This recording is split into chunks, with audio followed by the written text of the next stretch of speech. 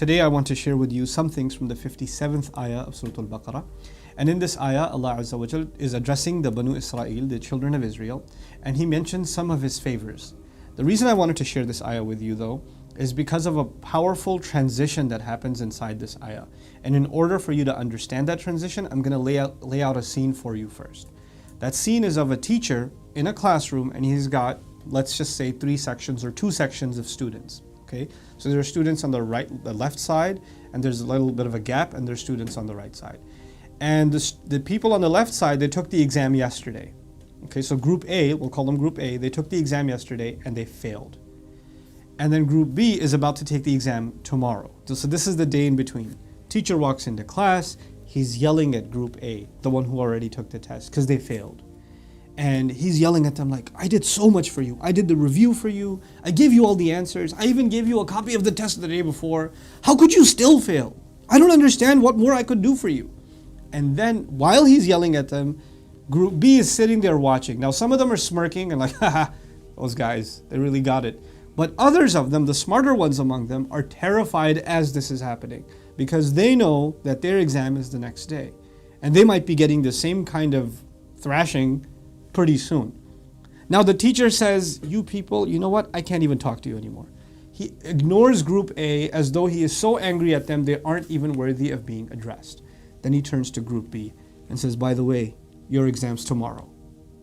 He just says that. And by the way, those people, they didn't fail me, they failed themselves. He turns towards them and says that. Now, I want you to remember this scene as I describe something about this ayah, just so it's easier to understand. Allah is addressing who again? He's addressing the sons of Israel.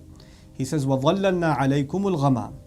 We shaded you, we put shade over you by means of clouds that are filled with rain.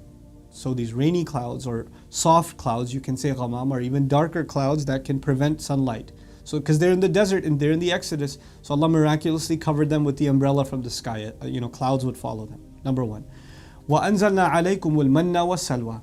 And we even sent down onto you al-manna and salwa. Manna and salwa were, it's a kind of wheat that they could grow in the middle of the desert. Allah would send grain down that they could grow and make bread with. And salwa was a kind of bird that they would try and catch and it wouldn't fly away. So miraculously their proteins and carbohydrates are taken care of. Their shade is taken care of. And eventually Allah will provide them, the spring of water, the 12 springs that you know about.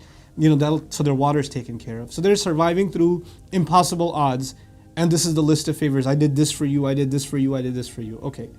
وَأَنزَلْنَا عَلَيْكُمُ الْمَنَّ وَالسَّلْوَى. Then he says, كُلُوا مِن طَيِّبَاتِ مَا رَزَقْنَاكُمْ.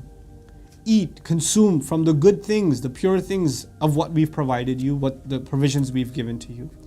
Then all of this, if you notice, was in the you, meaning ظَلَّلْنَا عَلَيْكُمْ, we shaded you, we put clouds over you, we sent manna and salwa onto you. Eat, when you give a command to somebody, eat from the good things that we've provided you. All of this, the word you here suggests second person. And the logic behind second person is you're talking to someone. But now notice the end of the same ayah. وَمَا ظَلَمُونَا وَلَكِنْ كَانُوا أَنفُسَهُمْ يَظْلِمُونَ. As opposed to the Arabic would have been, وَمَا ظَلَمْتُمُونَا وَلَكِنْ كُنْتُمْ أَنفُسَكُمْ تَظْلِمُونَ.